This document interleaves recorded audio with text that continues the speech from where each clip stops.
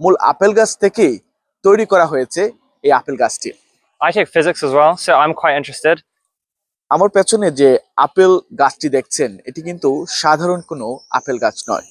এই আপেল গাছটি হচ্ছে বিজ্ঞানী নিউটনের যে ল অফ গ্র্যাভিটি, যে বিষয়টি আমরা সবাই জানি, যে আপেল গাছ বা আপেল পড়ার মাধ্যমে বিজ্ঞানী নিউটনের মনে যে একটি সংশয় সৃষ্টি হয়েছিল, কেন আপেলটি উপরের দিকে গেল না বা নিচের দিকে কেন আসলো, কেন ডানে বা বামে গেল না, সেই আপেল গাছের কিন্তু তৈরি হচ্ছে এই আপেল গাছ। যদিও আপনাদের বলে রাখতে চাই, ট্রিনিটি কলেজের সামনের এই আপেল গাছটি কিন্তু মূল সেই আপেল গাছ নয়, তবে মূল আপেল গাছ থেকেই তৈরি করা হয়েছে এই আপেল গাছটি। ওলস্ট্রোপ ম্যানারের লিঙ্কনশায়ারে নিউটনের বাড়ি, আর সেখানেই মূল গাছটি আছে।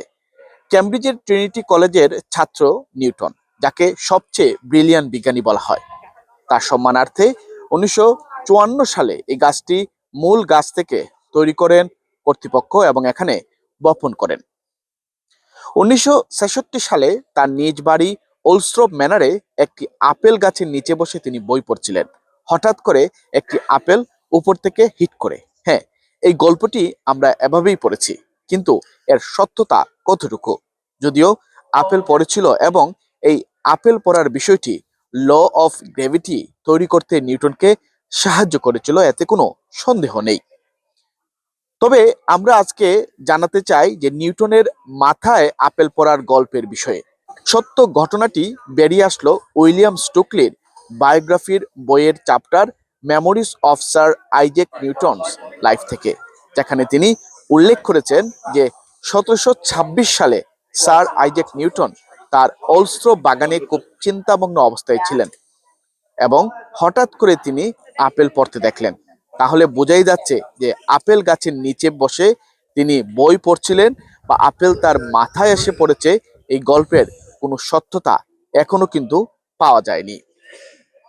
আজকের এই আপেল গাছটি দেখার জন্য এই ক্যামব্রিজে কিন্তু প্রতিদিনই হাজার হাজার মানুষ ক্যামব্রিজ শহরকে দেখতে আসেন, পাশাপাশি এই আপেল গাছকে দেখতে আসেন এবং এই আপেল গাছের মাধ্যমে এখানে ট্রিনিটি কলেজ কর্তৃপক্ষ কিন্তু এটাকে রক্ষণাবেক্ষণ করে ন্যাশনাল ট্রাস্টের আন্ডারে।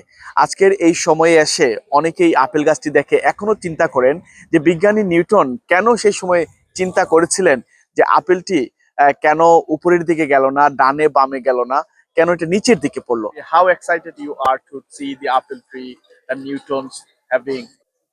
Okay, so I take physics as well, so I'm quite interested.